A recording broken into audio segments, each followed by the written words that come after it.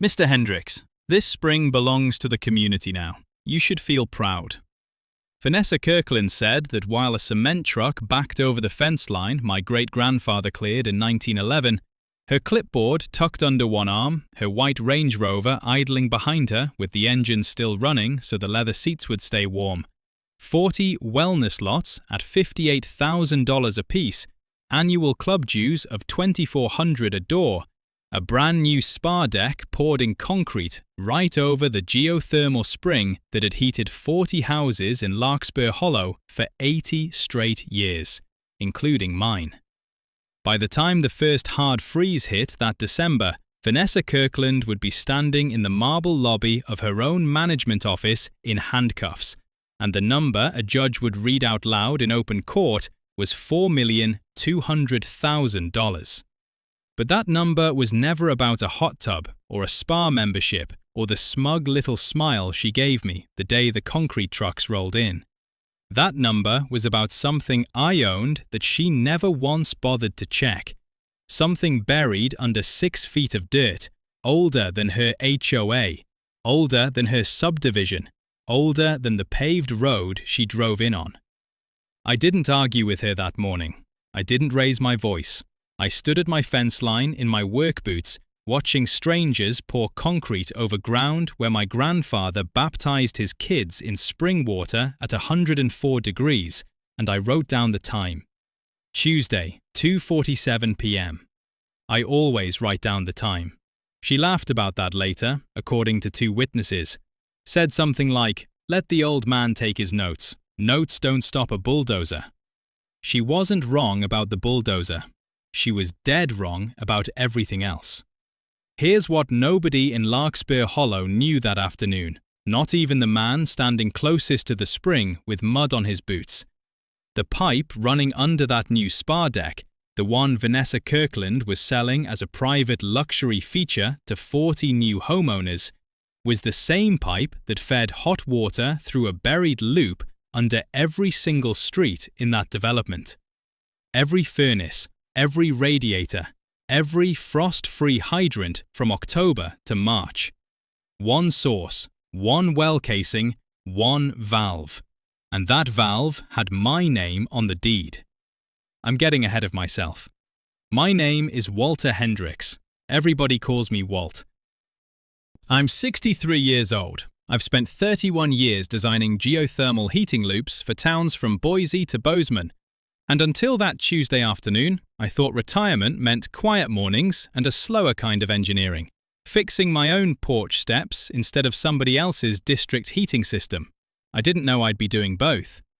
My family's spring, my grandfather always called it the kettle, sits on 11 acres my great-grandfather, Eli Hendricks, homesteaded back in 1911.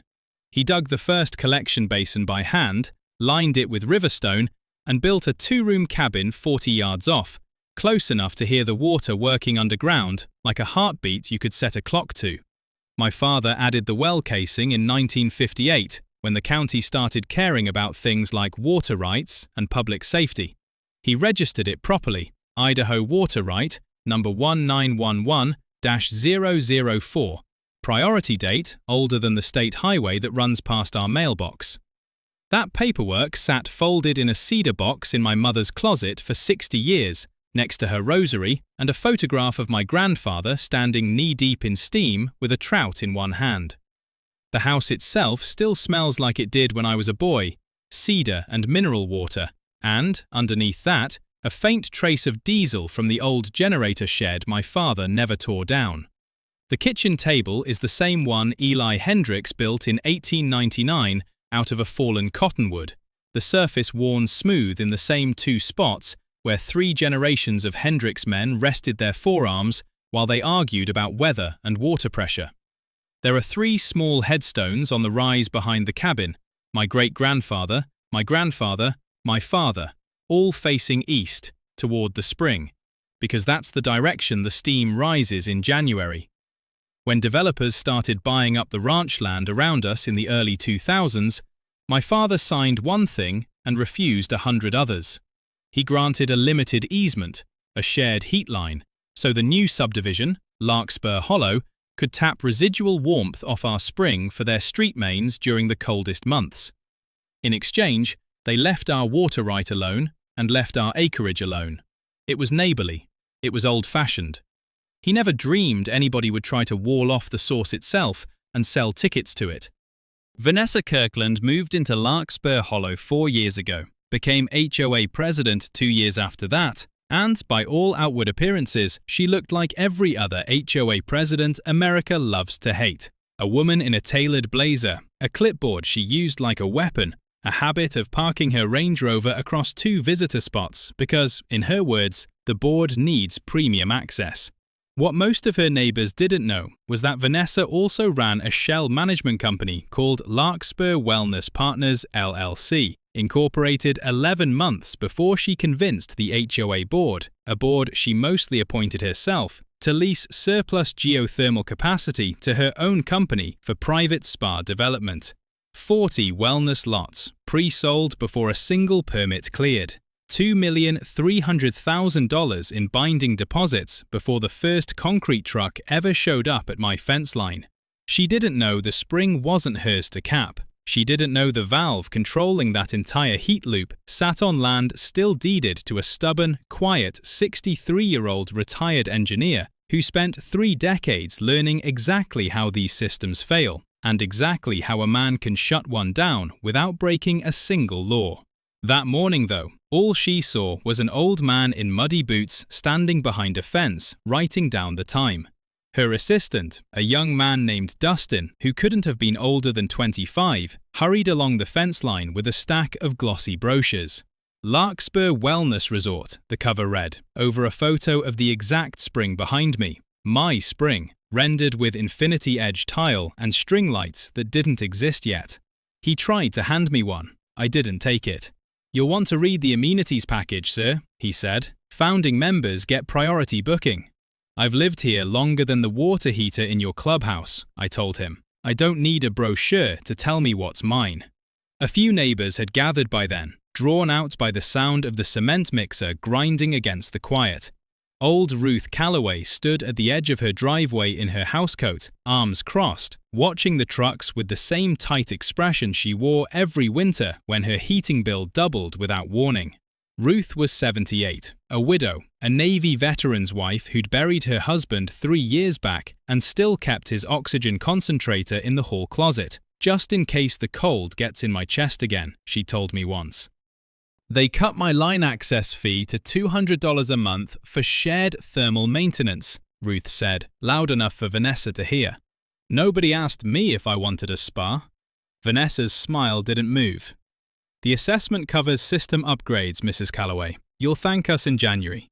I looked at Ruth's porch, at the frost already forming on her window glass that morning, and I thought about my father's voice, the way he used to say, "A man who controls the heat controls the room." I didn't say anything more. I just wrote the time again in my notebook, 2:53 p.m., and walked back toward the cabin, past the 3 headstones facing east, toward a valve nobody but me knew how to close. 3 days after the concrete trucks left, a letter came taped to my front door instead of mailed, which told me something right there, because certified mail costs money, and Vanessa Kirkland didn't like spending money on people she'd already decided didn't matter. The envelope had the Larkspur Hollow Homeowners Association letterhead, gold script, a little pine tree logo. Inside was a notice of violation dated that same Tuesday, time-stamped 3:15 p.m., 22 minutes after I'd walked away from the fence line. Violation. Unauthorized fencing material inconsistent with community aesthetic standards. Fine, $400, due within 10 days, escalating to a lien against the property if unpaid.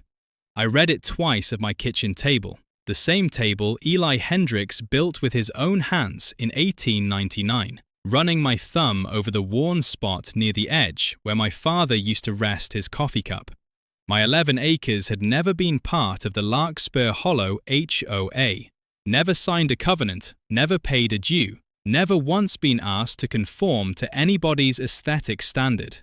My grandfather's split-rail fence had stood on that line since 1952.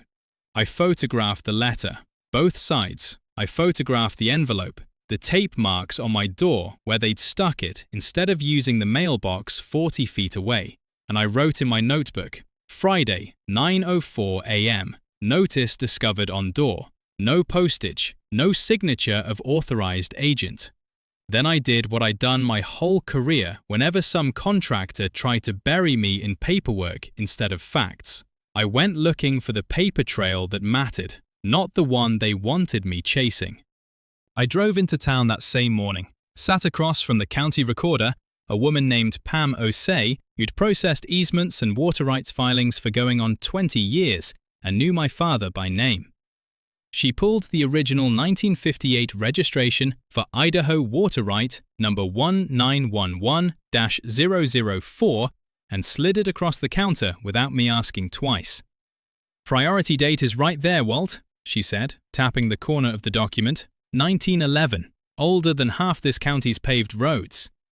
I know that, I said. I want to see what they filed against it.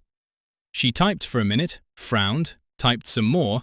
Nothing filed against your right, but there's a new recorded easement modification here, filed 8 months ago, expanding thermal access rights along a line described as Shared Community Benefit Corridor, signed by, she squinted, signed by a Vanessa R. Kirkland as authorized agent for the Larkspur Hollow Homeowners Association. Authorized by who? Pam shrugged. Says here, by board resolution. No copy of the resolution attached. That's the moment I felt something shift in my chest, quiet and slow, like the first click of a valve wheel starting to turn.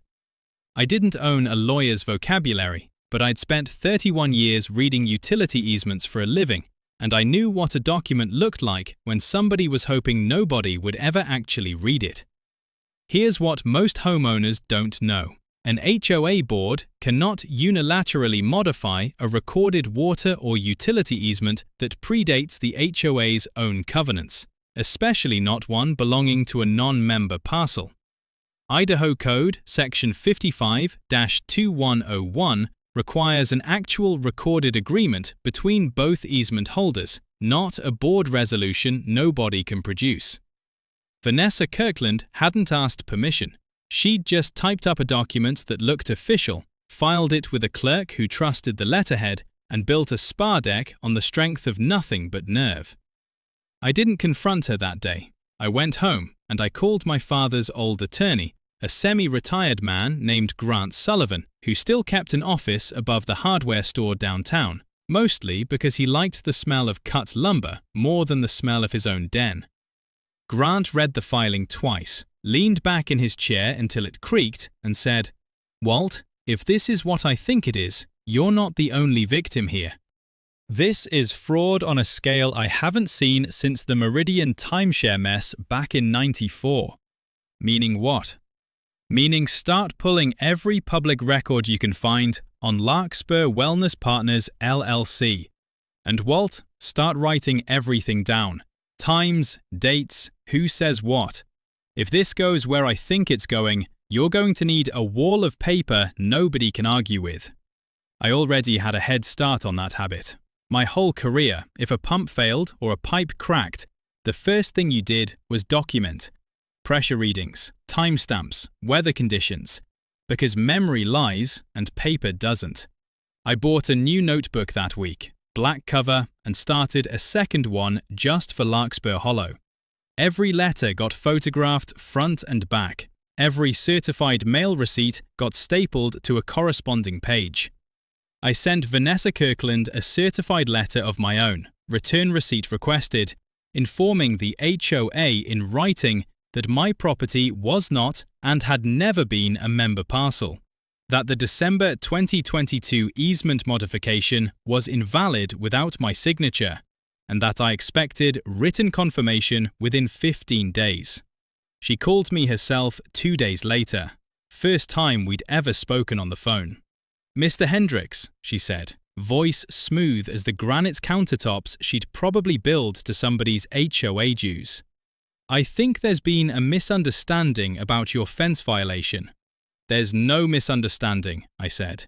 You filed a document against my water right without my signature. I want it corrected. A pause. Then that same tone she'd used at the fence line, sweet and condescending, like she was explaining something to a child. Walt, the spring benefits the whole community. Surely you don't want to be the one guy standing in the way of 40 families having a beautiful amenity. It's not an amenity, I said. It's a heat source, and it's mine. It's shared infrastructure, she said. That's what the resolution says. Show me the resolution. She hung up. I photographed the call log. Time, 4:41 p.m. Duration, 3 minutes, 12 seconds. Another entry in the second notebook. That same week, I started digging through the Idaho Secretary of State's business database, the same public records anybody can pull up from a library computer if they know where to look. Larkspur Wellness Partners LLC registered 14 months earlier. Sole managing member, Vanessa R. Kirkland. Registered agent, a P.O. box in Boise. I found the filing for a second entity too, Larkspur Hollow Community Development Trust, formed 6 weeks after the LLC, with Vanessa listed as trustee and 2 other names I didn't recognize yet, Dale Werner and Priya Anand, both HOA board members, both her appointees. I called Grant Sullivan with what I'd found, and he whistled low into the phone. Walt, that's a classic layer cake. LLC sells the pre-sale deposits. Trust holds the real estate. Board rubber stamps everything because the board answers to her. You said 40 lots. Brochure said 40, 58,000 a lot. He did the math out loud, slow, like a man tasting something bitter.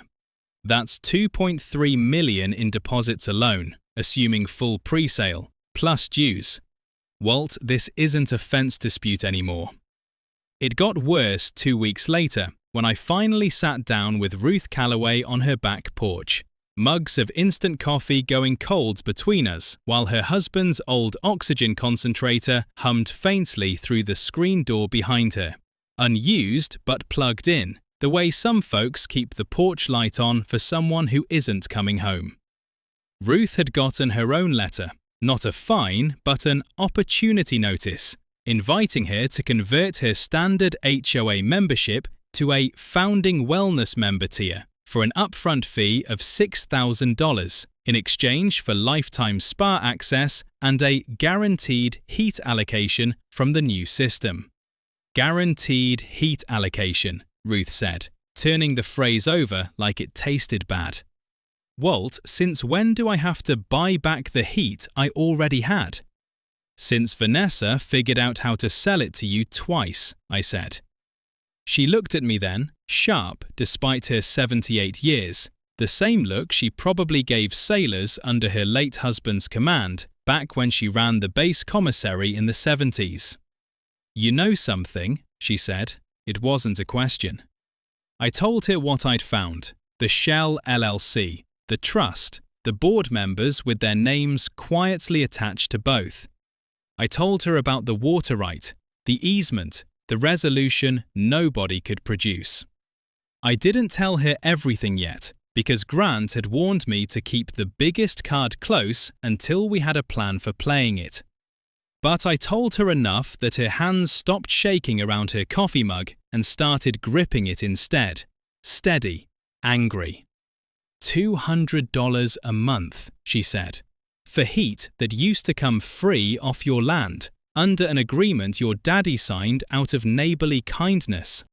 And now she wants $6,000 more from me for the privilege of not freezing. She set the mug down hard enough to rattle the saucer. You do whatever it is you're planning to do, Walt Hendricks. I've buried a husband, and I've got nothing left to lose but my house, and I'm not losing that to a woman in a designer coat. I didn't tell her yet about the valve. I didn't tell her that the entire district heating loop under Larkspur Hollow streets, every furnace, every frost-free hydrant, every radiator in every one of those 40 new wellness lots ran off a single well casing on my 11 acres, controlled by a single isolation valve my father installed in 1958, sitting in a locked utility vault 40 yards from the kitchen table where I did most of my thinking. I didn't tell her that Vanessa Kirkland had built a $4 million business on top of a resource she never once bothered to check the legal ownership of, because she'd been too busy admiring her own brochure photos to read a deed. But I knew. And once I knew, the question stopped being whether I could stop her. It became when.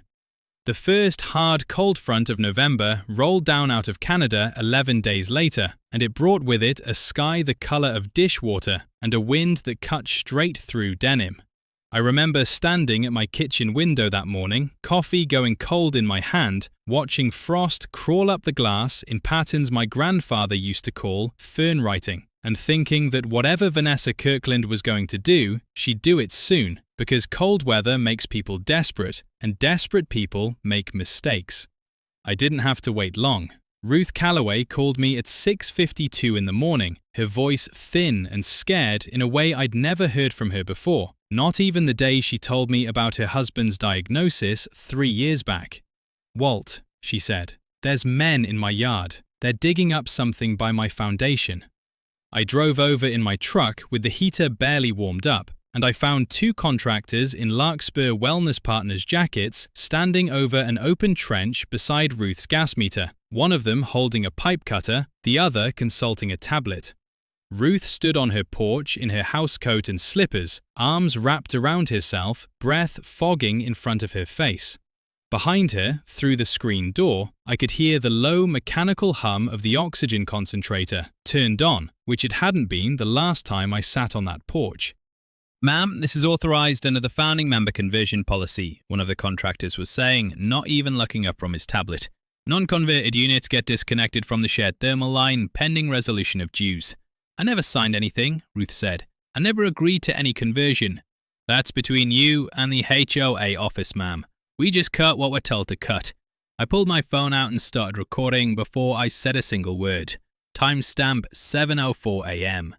I got the trench, the pipe cutter, the Larkspur Wellness Partners logo stitched on both jackets, and I got Ruth's face, pale and frightened in the cold, close enough to the camera that nobody could later claim it was staged or out of context. "Who signed the work order?" I asked. The younger contractor finally looked up. "Vanessa Kirkland. She's on site up the road if you want to ask her yourself." I did want to ask her myself. I walked the quarter-mile up Larkspur Loop with my phone still recording in my jacket pocket, audio only now, and found Vanessa standing beside a half-finished cabana structure, clipboard in hand, directing 2 more workers towards the Spardex mechanical room. She saw me coming and didn't even try to soften her expression this time. "Mr. Hendricks, I assume you're here about Mrs. Calloway." "You're cutting an elderly widow's heat in a cold front," I said. "She's got a breathing condition, you know that." "She's got an unpaid conversion fee," Vanessa said. $6,000 due 60 days ago. The board voted to enforce non-payment consequences uniformly. "Show me the vote." That same flick across her face I'd seen before, quick and irritated, the look of a woman who'd never once expected anybody in this subdivision to actually ask for paperwork. "I don't owe you documentation, Mr. Hendricks. You're not even a member." "No," I said. "I'm the man who owns the source you're cutting her off from." She laughed. Actual laughter, sharp and short. "The spring is community infrastructure now. We have an easement. You have a forged easement modification with no attached resolution, filed against a water right that predates your entire subdivision. I've already got a certified letter in your file demanding correction. You never responded." For just a second, something moved behind her eyes. Not fear yet, but the first flicker of a woman doing math she hadn't done before. Then she set her jaw, tapped her clipboard against her hip, and said the thing I'd end up playing back for a county prosecutor 11 weeks later. "That water right doesn't matter once the well's inside our development boundary. Once the wellness resort's finished, that's our source, our line, our core.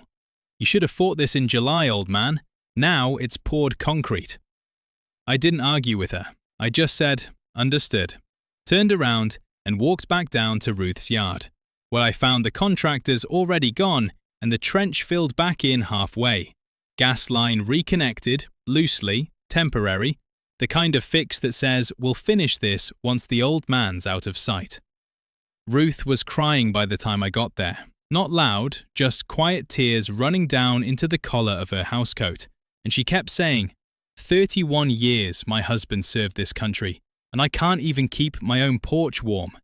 Until I got her inside, got her a blanket, and sat with her until her breathing steadied and the concentrator's hum settled into its normal rhythm instead of the ragged one it had when I first walked in. That night, sitting at my own kitchen table under the yellow porch light, I felt something I hadn't expected. Doubt. Not doubt about what Vanessa had done, doubt about what closing that valve would actually cost. 40 families up there hadn't done anything wrong except buy into a brochure. Some of them probably had kids in that subdivision, elderly parents, people just as vulnerable as Ruth. If I shut down the district heating loop entirely, I wasn't just punishing Vanessa Kirkland, I was going to freeze pipes in houses that belonged to people who trusted a con artist's paperwork the same way Pam Osei had trusted her letterhead. I sat with that a long while, coffee gone cold again, the cabin quiet, except for the tick of the wood stove cooling down for the night. And then I thought about my father, who signed that easement out of decency, and about what decency actually requires. Not silence, not surrender, but the truth, delivered with enough warning that nobody could say they weren't told. So I didn't act rashly. I built a trap instead, brick by brick, the same way I'd built heating systems my whole career, with paperwork so solid nobody could argue their way out of it. The next morning, I called Grant Sullivan and told him everything. The trench, the recording, Vanessa's own words on tape about the water right not mattering. He was quiet for a moment, then said, "Walt, you just got her on tape admitting she knows about a competing legal claim and intends to disregard it. That's not just civil anymore. That's starting to look like theft of utility service under Idaho code, plus fraud in the original easement filing. What do I do with it?" "You do exactly what your daddy would have done," he said. "You warn them, in writing, loud enough that when it happens, nobody can say it was a surprise." Over the next 9 days, I filed a formal notice with the County Watermaster's Office invoking my rights as the registered holder of water right number 1911-004 under Idaho Code Section 42-201, giving the Larkspur Hollow Homeowners Association and Larkspur Wellness Partners, LLC, 30 days written notice of my intent to restrict diversion at the point of control, my valve, my vault, my land, unless the fraudulent easement modification was formally rescinded and the original 1958 shared benefit agreement honoured. I sent copies certified mail, return receipt requested, to the HOA office, to Vanessa Kirkland personally, to the county recorder, and, on Grant's advice, to the county prosecutor's office, along with the video from Ruth's driveway and the audio from my walk up Larkspur Loop. I also invited, formally and in writing, the county building inspector to conduct a scheduled review of the spa deck construction, since public records showed no permit had ever been pulled for capping an active geothermal source registered under state water code, a clear violation that any inspector walking the site would spot in about 4 minutes.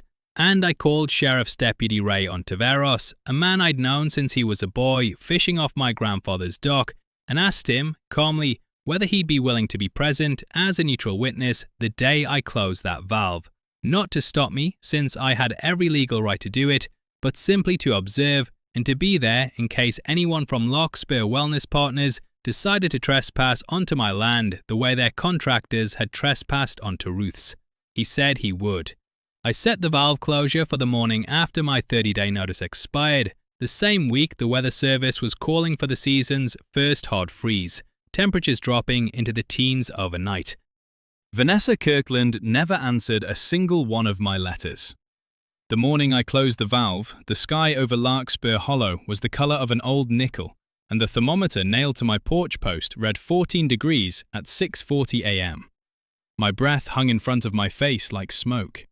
I could hear the spring working underground the way it always had, that low, steady murmur my grandfather used to call the kettle talking. And for the first time in 80 years, I was about to tell it to stop talking to anyone but me. Deputy Ray Ontiveros pulled up in his cruiser at 6:55, right on time, and behind him came a second vehicle I hadn't asked for but was grateful to see. A white Ford Ranger with the county building inspector's decal on the door. A man named Kurt Feeney, who'd apparently taken my written invitation seriously enough to bring his own camera. Grant Sullivan arrived a few minutes later in his old Buick, and last of all, walking up the frozen gravel road in her husband's old navy peacoat, came Ruth Calloway, chin up, breath fogging, refusing my offer to wait inside. "I've frozen in worse than this," she said. "I want to see it." I led them down to the utility vault, a concrete box set into the hillside 40 yards from the cabin, my father's handwriting still legible in chalk pencil on the inside of the access hatch, Main Isolation, 1958. I unlocked the padlock. I explained, out loud, for Deputy Ontiveros's body camera and Kurt Feeney's phone both, exactly what I was doing and why. Exercising my rights as senior water right holder, under Idaho Code Section 42-201, restricting diversion at the point of control following 30 days written notice, in response to unauthorized diversion and fraudulent easement filing by Larkspur Wellness Partners LLC and the Larkspur Hollow Homeowners Association. Then, I put both hands on the iron wheel my father installed 65 years earlier, and I turned it. Slow at first, the old threads groaning, then smoother, 6 full turns, until the valve seated home and the low murmur of water running through the district loop went quiet under my boots. "That's it," I said. "Loop's isolated." Ruth put a gloved hand on my shoulder. Nobody said anything for a moment. The cold just sat there with us, patient, doing what cold does. By 9 a.m., calls were already lighting up the county dispatch line from Larkspur Loop, furnaces losing pressure, radiators going stone cold, one resident reporting a hissing sound behind her drywall that turned out to be a supply line starting to freeze. By 11, according to Deputy Ontiveros, 3 separate households had burst pipes in their utility closets, water pooling across finished basement floors that had never been designed with a working furnace's absence in mind. It was, in the exact mirror image of what Vanessa Kirkland had done to my family with a bulldozer and a slab of concrete, the community discovering all at once that the warmth under their feet had never truly been theirs to spend. Vanessa Kirkland found out at 11:20, according to the timestamp on the security footage the prosecutor's office pulled later from the Larkspur Wellness Partners construction trailer. She arrived at my property line at 11:47, in the Range Rover, without her clipboard this time, wearing a coat that cost more than my truck, and boots that weren't made for the half-inch of ice already forming on the gravel. "You can't do this," she said, striding up to the fence, voice climbing. "You have to restore service immediately. This is a public health emergency." "It's a private water right," I said, "being lawfully restricted per 30 days written notice, which I sent to you, certified, on October the 14th. You never responded. That water belongs to the community." "That water," said a voice behind her, unfamiliar and even, "belongs to whoever holds water right 1911-004, which is Mr. Hendricks." That was Kurt Feeney, stepping forward with a folder under his arm, having spent the last 3 hours not watching me, but walking the spa deck construction site with a tape measure and a permit database on his phone. "Ma'am, I need to inform you that this facility was built directly over an active geothermal source, with no capping permit, no thermal diversion permit, and no building permit filed under your LLC's name at all. What's filed is under a trust I can't find any resolution authorizing." Vanessa's face did something I'd waited 11 weeks to see. It went from fury to confusion to something colder and more frightened, all in about 4 seconds, right there in front of a deputy's body camera, a building inspector's phone, her own contractor pulling into the driveway behind her, and Ruth Calloway standing at my fence line in her husband's old peacoat, watching. "Dale signed off on the permits," Vanessa said, quieter now. "Dale handles that." "Dale Werner," Grant Sullivan said, stepping up beside me with the same folder he'd been building for weeks, "is a board member of an HOA that appointed him, sitting as trustee of a development trust that he also controls, that leased community easement rights to an LLC solely owned by you. I've got the filings, Miss Kirkland. I've got the pre-sale deposit records subpoenaed as of Monday morning. $2.3 million in pre-sale deposits on 40 lots that were never legally entitled to the water source they were built to advertise. That's not, she started, and then stopped, because Deputy Ontiveros had stepped forward, unhurried, the way good lawmen do when they already know how a moment is going to end. Miss Kirkland, he said, County Prosecutor's Office has an active investigation open as of last week into fraud and theft of utility service tied to this address. I've got a warrant here for your arrest on preliminary charges related to that filing. She didn't run. She just stood there on the ice in her expensive boots, looking at the fence line she'd once told me not to worry about. At the deck, her own crew had poured over 80 years of my family's heat. At Ruth Calloway, watching her with an expression that had nothing left in it but quiet satisfaction. Deputy Ontiveros read her rights standing in the cold, breath fogging between them, and put her in the back of his cruiser at 12:03 p.m. 40 new wellness lot owners' furnaces going quiet up the hill behind her the whole time. The trial took 5 months. It never actually went to a jury because the paper trail Grant and I had built, the certified letters, the recorded admission on Larkspur Loop, the building inspector's findings, the subpoenaed pre-sale records, left Vanessa Kirkland's attorney with nothing to argue except a plea deal. She pleaded guilty to felony fraud and theft of utility service under Idaho statute, admitting to a scheme that had collected $2,300,000 in pre-sale deposits and roughly $1.9 million in projected club dues revenue booked as already realized income to attract investors. $4,200,000 total, exactly the number Grant had predicted that first week in his office above the hardware store. The judge ordered full restitution, $2,300,000, returned to the 40 wellness lot buyers, most of whom got their deposits back within the year once the trust's remaining assets were liquidated. Vanessa was sentenced to 7 years, with eligibility for parole after 3, and ordered to personally pay an additional $400,000 in restitution to cover emergency plumbing repairs across Larkspur Hollow from that first hard freeze. The burst pipes, the flooded basements, the frozen hydrants, on top of what her insurance carrier eventually settled. Dale Werner and Priya Anand both pleaded to lesser charges of breach of fiduciary duty, paid fines, and were permanently barred from serving on any homeowners association board in the state of Idaho. The contractor who'd cut Ruth Calloway's gas line testified for the prosecution and walked away with nothing worse than a stern warning about verifying work orders before he touched an elderly widow's utilities again. The county granted my family's original water right full protected status going forward, meaning no HOA, no developer, no future Vanessa Kirkland could ever file a shadow easement against it again without my direct signature.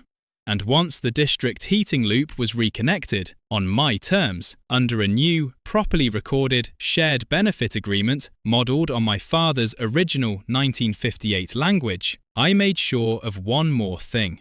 Ruth Calloway, over her own polite objections, was nominated and unanimously elected the new president of the Larkspur Hollow Homeowners Association.